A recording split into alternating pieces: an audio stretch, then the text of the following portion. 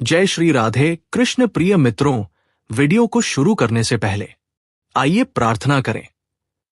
हे कृष्ण, जो भी भक्त आज इस अमृत वाणी को सुन रहा है, उनके जीवन में आपकी कृपा सदा बनी रहे और उनके सभी कष्ट दूर हो। मित्रों, इस अद्भुत वाणी को सुनने से पहले अपने विचार और भक्ति व्यक्त करते हुए नीचे कमेंट में राधे राधे जरूर लिखिए। आपकी भक्ति हमारी इस यात्रा को और भी अद्भुत बनाएगी। यदि आप हमारे चैनल कर्म प्रवाह पर नए हैं तो अभी सब्सक्राइब करें और घंटी दबाएं ताकि हर भक्ति यात्रा में आप हमारे साथ रहे। श्री कृष्ण कहते हैं कि कभी मत भूलना, जो कर्म तुम आज कर रहे हो वो केवल तुम्हारे जीवन तक नहीं रुकते, वो तुम्हारे नाम से आगे बढ़कर तुम्हारी आने वाली पीढ़ियों का भाग्य लिख देते हैं। कर्म किसी को माफ नहीं करते, वह लौट कर आते हैं और जब लौटते हैं तो पहचान तक बदल देते हैं। इसलिए संभल कर चलो, क्योंकि आज जो तुम बोओगे कल तुम्हारे बच्चे उसी का फल खाएंगे।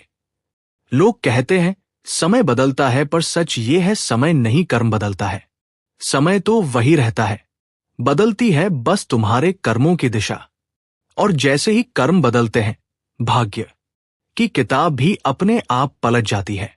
अगर तुम किसी के साथ अन्याय करते हो, किसी की भावनाओं को ठेस पहुंचाते हो या किसी के हक को छीनते हो, तो याद रखना वो दर्द हवा में नहीं खोता। वो एक ऊर्जा बन जाता है और वो ऊर्जा तुम्हारे ही घर लौटती है। श्री कृष्ण ने गीता में कहा था, है अर्जुन, मनुष्य अपने कर्मों से ही ऊंचा या नीचा होता है। यानी ईश्वर का न्याय कभी भावनाओं से नहीं, केवल कर्म से होता है। और इसीलिए कर्म किसी को माफ नहीं करते। तो दोस्तों, अभी तक चैनल को सब्सक्राइब ना किया हो तो अवश्य कर ले, जिससे कि वीडियो का नोटिफिकेशन आपके पास सबसे पहले पहुंचे। और यदि वीडियो तुम्हारे जीवन में कुछ भी चेंज या परिवर्तन लाता है तो मुझे बहुत खुशी होगी कि मेरा प्रयास सार्थक हुआ। और वीडियो अच्छा लगे तो लाइक और शेयर जरूर करें। भगवान श्री कृष्ण कहते हैं कि अगर तुमने किसी को दर्द दिया है तो वह दर्द लौट कर जरूर आएगा। अगर तुमने प्रेम दिया है तो वही प्रेम किसी और रूप में लौटेगा। ये ब्रह्मांड तुम्हारे कर्मों का आईना है। तुम जैसा भेजते हो वही लौट कर मिलता है, बस अलग रूप में, अलग समय पर। यही वजह है कि कहा गया, कर्म का फल देर से मिलता है पर अधूरा नहीं मिलता। कभी सोचो, कुछ लोगों के घर में बिना वजह पीड़ा क्यों आती है? कुछ परिवारों में जन्म जन्मांतर तक संघर्ष क्यों बना रहता है? क्योंकि कर्म की ऊर्जा कभी मरती नहीं, वह पीढ़ियों तक चलती है। एक पिता के कर्म उसके पुत्र के भाग्य बनते हैं। एक माँ की प्रार्थना उसकी आने वाली संतान का वरदान बनती है। और अगर पिता का कर्म अधर्म से जुड़ा है तो उसी का परिणाम पुत्र को भोगना पड़ता है। यही कारण है कि श्री कृष्ण ने चेताया था, कर्म को हल्के में मत लो, क्योंकि जो तुम सोचते हो कि छोटी गलती है, वही कल किसी की जिंदगी का सबसे बड़ा बोझ बन जाती है। कर्म कोई किताब नहीं जो बंद की जा सके। ये वो आवाज है जो गूंजती रहती है तब तक जब तक उसका फल पूरा ना हो जाए। और यही है जीवन का सबसे बड़ा सत्य। कर्म किसी को माफ नहीं करते। जो जैसा बोएगा वो वैसा ही पाएगा। प्रिय दोस्तों, क्या तुमने कभी सोचा है कि तुम्हारा हर कर्म सिर्फ तुम्हारे जीवन को नहीं, तुम्हारे पूरे वंश को प्रभावित करता है? जब कोई मनुष्य कर्म करता है, चाहे वो अच्छा हो या बुरा, वो एक ऊर्जा बनकर ब्रह्मांड में फैल जाती है। वो ऊर्जा कभी नष्ट नहीं होती, वो लौट कर आती है। कभी तुम्हारे जीवन में, कभी तुम्हारे बच्चों के जीवन में और कभी तुम्हारे वंश के भविष्य में। उदाहरण के लिए सोचो, एक किसान अगर खेत में जहर डाल देता है तो वह जहर केवल उस फसल को नहीं मारता, वो मिट्टी को भी जहरीला कर देता है। और वही मिट्टी आने वाले वर्षों तक किसी नई फसल को पनपने नहीं देती। ऐसा ही कर्म के साथ भी होता है। एक गलत कर्म आने वाले वर्षों तक आत्मा की मिट्टी को जहरीला कर देता है। इसलिए श्री कृष्ण ने कहा था, कर्म आत्मा का संस्कार बन जाता है। यानी जो भी कर्म हम करते हैं वो हमारी आत्मा पर छाप छोड़ता है। वही छाप आगे चलकर हमारे भाग्य, हमारे बच्चों के संस्कार और पूरे परिवार की दिशा तय करती है। देखो महाभारत को, वहां धृतराष्ट्र का कर्म था मौन रहना। उसने अपने पुत्रों के अधर्म पर चुप्पी साधी। वो सोचता रहा, मैंने कुछ गलत नहीं किया, लेकिन वही मौन उसके पूरे वंश के विनाश का कारण बना। यानी कर्म केवल वह नहीं जो हम करते हैं, कर्म वह भी है जो हम कर सकते थे पर किया नहीं। कर्म की दुनिया में मौन भी एक कर्म है और उसका परिणाम भी उतना ही गहरा होता है। इसी तरह एक मां का प्रेम, एक पिता की ईमानदारी, एक बेटे की करुणा, ये सब भी पीढ़ियों तक चलते हैं। अगर तुम सच्चे कर्म करते हो तो तुम्हारी संतानों के भाग्य में भी प्रकाश उतरता है, क्योंकि अच्छे कर्मों की सुगंध वंश की मिट्टी तक में बस जाती है। विज्ञान भी आज यही कहता है। हमारे भाव और कर्म डीएनए तक असर डालते हैं। जो हम सोचते हैं, जो हम करते हैं, वो अगली पीढ़ी की मानसिकता में उतरता है। इसीलिए जब तुम किसी बच्चे को देखो जो बिना सिखाए दयालु है, तो समझो वो उसके पूर्वजों के पुण्य कर्मों की झलक है। कर्म का विज्ञान बड़ा सूक्ष्म है दोस्तों। ये दिखता नहीं पर चलता रहता है, ये सुनाई नहीं देता पर असर करता है, और जब इसका फल आता है तो कोई इसे कर्म नहीं समझता। सब कहते हैं किस्मत खराब थी, लेकिन सच्चाई ये है किस्मत कभी खराब नहीं होती। कर्म का हिसाब बस अधूरा होता है। इस संसार में जो कुछ भी तुम देख रहे हो वो तुम्हारे ही कर्मों का आईना है। अगर जीवन में शांति है तो वो तेरे अच्छे कर्मों का फल है, अगर बेचैनी है तो वो तेरे अधूरे कर्मों का संकेत है। ये ब्रह्मांड बहुत न्यायप्रिय है, यहां कुछ भी खोता नहीं। अगर तुमने किसी को सच्चा प्रेम दिया है तो वो प्रेम किसी ना किसी रूप में लौटेगा। अगर तुमने किसी को चोट पहुंचाई है तो वही दर्द किसी नए रूप में तुम्हें मिलेगा।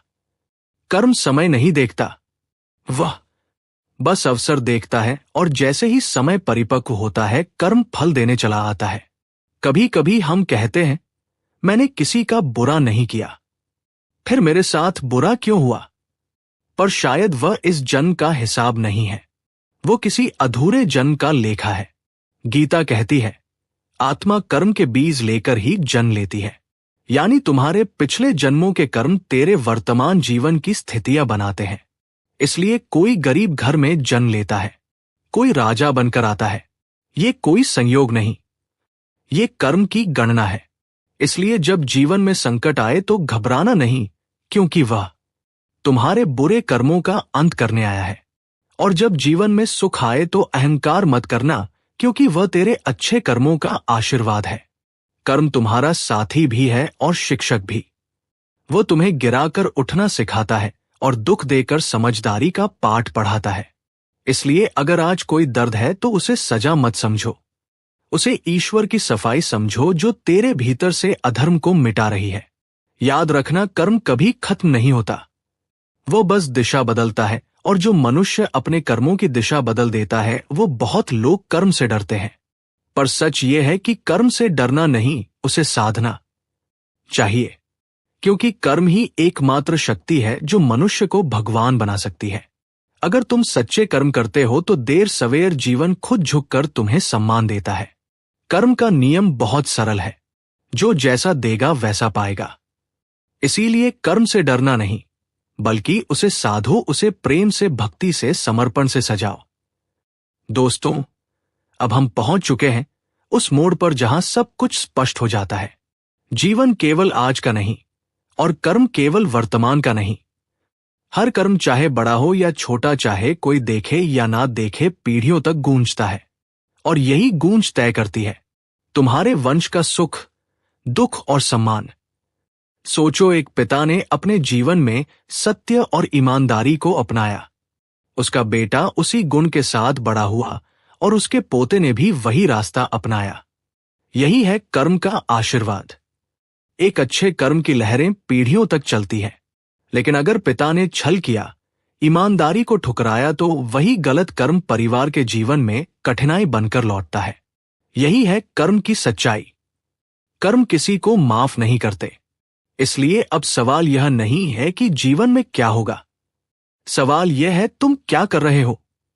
जो भी कर्म तुम अभी कर रहे हो वही तुम्हारे बच्चों, पोतों और आने वाली पीढ़ियों के लिए आशीर्वाद या पीड़ा बनेगा। और यही कारण है कि हर दिन, हर क्षण महत्वपूर्ण है।